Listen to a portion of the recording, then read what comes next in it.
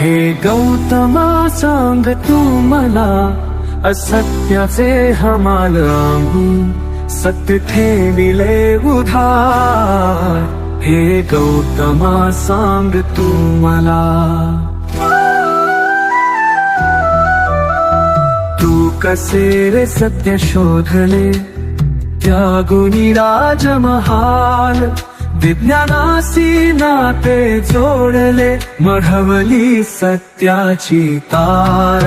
हे गौतमा सांग तू मला, असत्याचे हमाल आम्ही सत्य ठेविले उधार. हे गौतमा सांग तू मला.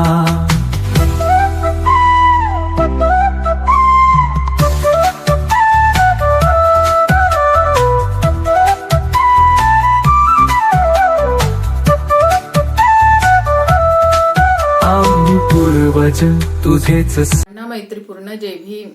आपण पाहता आर के भटकर युट्यूब चॅनल. आर के भटकर युट्यूब चॅनलवर आपले सहर्ष स्वागत आहे.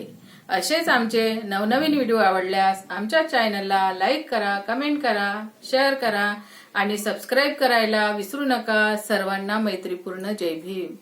महाकारुणिक तथागत गौतम बुद्ध बोधिसत्व महामानव ज्यांनी महिलांना हिंदू बोलविलाच्या माध्यमातून सर्व समान अधिकार संविधानात दिले आहे, असे ते आमचे परमपूज्य डॉ. आंबेडकर, माता रमाई, माता भीमाई, माता अहिल्यादेवी होळकर, राजमाता जिजाऊ, संत गाडगेबाबा,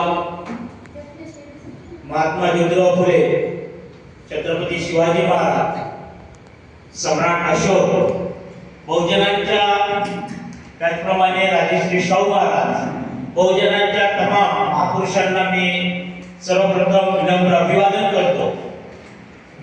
आणि आजच्या या भारतीय बौद्ध महासभेच्या 378व्या या रविवारच्या बुद्धवंदनेचे प्रणेते आदरणीय माझे मार्गदर्शक बोरकर सर, त्याचप्रमाणे नागदिवे सर, भंडारे सर, इथे उपस्थित असलेला आणि सातत्याने विहारांमध्ये वंदना व्हावी याकरिता आमच्या महिला कोषाध्यक्षा मालतीताई मेश्राम सातत्याने विहारांमध्ये आपला रविवारच्या वंदना व्हाव्या याकरिता प्रयत्न करीत आहेत. तसेच तमाम इथे भारतीय बौद्ध महासभेच्या शिलेदारांना माझा सप्रेम जय भीम आणि इथे उपस्थित असलेला बौद्ध उपासक उपासिका यांनाही माझा सप्रेम जय भीम आणि इथे उपस्थित असलेल्या सर्व महिलांना माझा जागतिक महिला दिनाच्या निमित्ताने सर्वांना महिला दिनाच्या हार्दिक शुभेच्छा. आज भारतीय बौद्ध महासभेच्या माध्यमातून मला विषय देण्यात आलेला आहे, आजच्या महिलांचे अधिकार व सद्यस्थितीत राजकीय, सामाजिक, आर्थिक आणि धार्मिक या विषयावर बोलायचं आहे. तर जागतिक महिला दिनाची सुरुवात कशी झाली आधी आपण यावर थोडक्यात बोलायला हवं. अमेरिकेमध्ये 1908 साली त्या ठिकाणच्या महिलांनी कामगार हक्क, मतदानाचा हक्क नव्हता महिलांना, त्याचप्रमाणे समान वेतन याकरिता त्यांनी 1908 मध्ये अमेरिकेमध्ये उठाव केला. त्यानंतर 1910 मध्ये आंतरराष्ट्रीय महिला परिषदेत हा प्रस्ताव मांडण्यात आला. तर 1975 साली संयुक्त राष्ट्र संघाने 8 मार्च हा जागतिक महिला दिवस म्हणून मान्यता दिली आणि तेव्हापासून भारतातच नव्हे तर संपूर्ण जगात हा 8 मार्च जागतिक महिला दिवस म्हणून साजरा केला जातो. या आपण महिलाच्या संदर्भात बोलायचं झाल्यास तर सर्वात आधी आपल्याला महात्मा ज्योतिराव फुले, डॉक्टर बाबासाहेब आंबेडकर, विद्येची आद्य देवता मातोश्री सावित्रीबाई फुले यांचा त्याग आणि यांनी महिलांसाठी केलेले कार्य हे आपल्या डोळ्यासमोर येते आणि आपल्या सर्वांनाच माहीत आहे. महिला आणि डॉक्टर बाबासाहेब आंबेडकरांनी तर म्हटलंच आहे की मी एखाद्या समाजाची प्रगती त्या समाजातील महिलांनी केलेल्या प्रगतीवरून मोजतो. म्हणजे ज्या समाजाच्या महिलांची प्रगती झाली असेल तर कदाचित म्हणजे त्या समाजाची प्रगती त्या महिलांच्या प्रगतीवरूनच ठरवल्या जाते असे आमचे बाबासाहेब आंबेडकर म्हणायचे. महिला ही समाजाची केवळ घटक नाही तर ती समाजाची निर्मिती, संस्कार करते आणि परिवर्तनाची शक्ती आहे. ज्या समाजात महिलांचा सन्मान होतो तो समाज प्रगत व समृद्ध होतो. आपण पाहतात आहे की आपला समाज, आधी आपल्या समाजाची काय परिस्थिती होती आणि आज आपल्या समाजातील महिला, आपल्याच नव्हे तर संपूर्ण भारतातील महिला ही आज राष्ट्रपती, पंतप्रधान यासह सर्वच ठिकाणी अग्रेसर आहे आणि त्या पदावर, मोठमोठ्या पदावर गेलेल्या आहेत. तर या का गेल्या? डॉक्टर बाबासाहेब आंबेडकरांनी जे भारताला संविधान दिलं त्या संविधानाच्या माध्यमातून.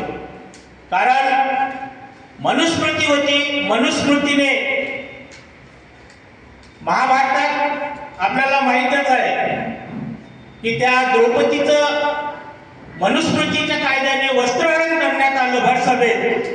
मात्र आज आपल्याला माहित आहे की आज डॉक्टर बाबासाहेब आंबेडकरांच्या संविधानामुळे आज एक द्रौपदी आपल्या राष्ट्राच्या राष्ट्रपती आहेत. ही केवळ परमपूज्य डॉक्टर बाबासाहेब आंबेडकरांची देण आहे.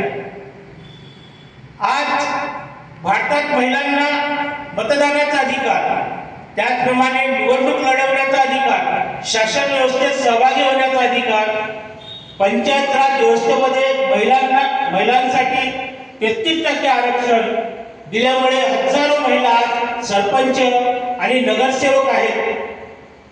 आणि येणाऱ्या काळात लोकसभेतही 33% आरक्षण येणार आहे आणि त्याच प्रमाणात महिला सुद्धा आता खासदार मोठ्या संख्येने या देशात होणार आहेत.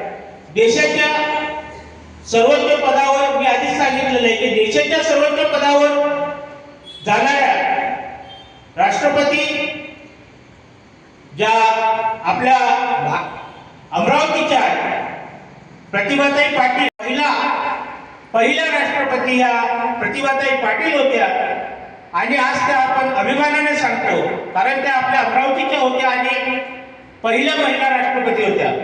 परंतु वास्तव पाहिले तर अजूनही राजकारणात महिलांचे प्रमाण कमी आहे. निर्णय प्रक्रियेत महिलांचा सहभाग वाढवणे ही आज काळाची गरज आहे. त्याचप्रमाणे सामाजिक क्षेत्रातही महिलांची मोठी प्रगती झालेली आहे. शिक्षण, विज्ञान, कला, क्रीडा, प्रशासन अशा सर्व क्षेत्रात आज सर्वच जाती धर्माच्या पंथाच्या महिला दिसून येतात. परंतु दुसरीकडे अजूनही अनेक ठिकाणी लिंगभेद, कौटुंबिक हिंसा, बालविवाह, हुंडा प्रथा यासारख्या समस्या आजही अस्तित्वात आहेत. मुलगी जन्माला येणे हे काही ठिकाणी अजूनही ओझे मानले जाते. ही अत्यंत दुर्दैवी बाब आहे. त्यामुळे समाजात महिलांबद्दल समानता आणि सन्मानाची भावना निर्माण करणे ही प्रत्येकाची जबाबदारी आहे. समाजात मुलगी जन्माला आली की तिला गर्भातच तिचा जीव घेतला जाते, हे आजही होते. मात्र त्याचे आज आपल्या सर्वांनाच सर्व समाजात दुष्परिणाम दिसून येत आहे. कारण लग्नाकरिता आज मुलीच मिळत नाही. कारण हे जे आहे हे आपल्या समाजाची परिस्थिती नाही तर इतर सर्व समाजात लग्नाला मुलगा गेला की त्याला मुलीच मिळत नाही. कारण त्याचं हेच कारण आहे की आपण आधी ज्या मुली गर्भातच मारल्या जात होत्या त्याचा परिणाम, त्याचा दुष्परिणाम आजच्या काळात आपल्याला दिसून येत आहे. आपण महिलांची आर्थिक परिस्थिती पाहता आज महिला आपल्या समाजातील महिला उद्योजक झालेल्या आहेत. आपण एक कल्पना सरोज यांचं उदाहरण घेऊ की आज त्या खूप मोठ्या महिला उद्योजक आहेत. व्यवसाय, शेती, नोकरी, अर्थसहाय्यता, महिलांचे बचत गट या अतिशय आर्थिकदृष्ट्या सक्षम होत आहेत. महिलांचे स्वावलंबन व त्यांच्या सशक्तीकरणाचे सर्वात मोठे साधन आज महिलांचे जे महिला बचत गट आहेत ते झालेले आहेत. कारण सरकारच्या ज्या विविध योजना आहेत त्या विविध योजनांच्या माध्यमातून, कौशल्य विकास कार्यक्रमांच्या माध्यमातून महिलांनी आज स्वतःचे स्वयंरोजगार आणि स्वतःचा व्यवसाय उभा केलेला आहे. तरीही अनेक महिलांना समान कामासाठी समान वेतन मिळत नाही, रोजगाराच्या संध्या कमी आहेत. त्यामुळे आर्थिक स्वातंत्र्य मिळवणे ही महिलांसाठी आज ही मोठी काळाची गरज आहे. धार्मिक क्षेत्रात पाहिल्यास धार्मिक क्षेत्रातही आज महिला कुठेच कमी नाही. आज आपण पाहता की धार्मिक क्षेत्रात भारतीय बौद्ध महासभेच्या माध्यमातून सातत्याने महिला कार्यरत आहेत. महिलांची आधी भारतीय बौद्ध महासभेची महिला आणि पुरुषांची एकत्र बॉडी होती, मात्र आता स्वतंत्र महिलांची शाखा झालेली आहे. महिलांच्या स्वतंत्र जिल्हाध्यक्ष आहेत, महिलांच्या स्वतंत्र शहराध्यक्ष आहेत, महिलांच्या स्वतंत्र प्रदेशाध्यक्ष आहेत. त्यामुळे आज महिलाही आपल्या धार्मिक क्षेत्रात मोठं नाव त्यांनी केलेलं आहे. आणि धार्मिक क्षेत्रात आपण पाहता 2,500 वर्षापूर्वी तथागत गौतम बुद्धांनी आपल्या संघात भिक्खुनी संघात भिक्खुनींना स्थान देऊन स्त्री पुरुष समानतेचा तथागत बुद्धांनी 2,500 वर्षापूर्वी संदेश दिला होता. तसेच समाजात ज्या अंधश्रद्धा आहेत आणि ज्या महिलांना शिकवल्या जात नव्हतं, महिलांना शिक्षण घेऊ दिलं जात नव्हतं, तर त्यासाठी मातोश्री सावित्रीबाई फुले यांनी अतिशय कष्टातून अतिशय हालकष्ट सहन करून त्यांच्यावर किती म्हणजे कठीण प्रसंग आले हे आपल्या सर्वांना माहितीच आहे. एवढ्या तरी त्यांनी कशाला न डगमगता त्यांनी महिलांना शिक्षणाचा धडा दिला आणि त्या भारताच्या पहिल्या महिला शिक्षिका ठरल्या. त्यांच्यामुळेच आज आपण महिला सर्व या ठिकाणी बसलेलो आणि सर्व क्षेत्रात मातोश्री सावित्रीबाई फुलेमुळेच आपण महिला अग्रेसर आहोत. आज प्रबोधनाच्या क्षेत्रातही महिलांचं एक मोठं नाव आहे. महिला आज कुठेच मागे नाही. आजचा दिवस हा केवळ महिलांचा गौरव करण्याचा दिवस नाही, तर महिलांना त्यांच्या अधिकारांची जाणीव करून देण्याचा आणि समानतेचा संकल्प करण्याचा हा जागतिक महिला दिवस आहे. महिलांना शिक्षण, स्वाभिमान, समानता, संधी मिळाल्यास समाज नक्कीच प्रगत होतो. कारण डॉक्टर बाबासाहेब आंबेडकरांनी म्हटलंच आहे की ज्या समाजातल्या स्त्रियांचा विकास झालेला असेल, त्या समाजाची प्रगती झालेली असेल, हे बाबासाहेबांनी म्हटलेलं आहे. आणि महिला या सातत्याने आज प्रत्येक क्षेत्रात अग्रेसर दिसतात.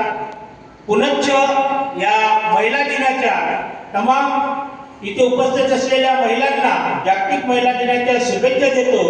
आणि माझं आपण ऐकून घेतलं त्याबद्दल मी सर्वांचा आभारी आहे. थांबतो. जय भीम, नमो बुद्धाय.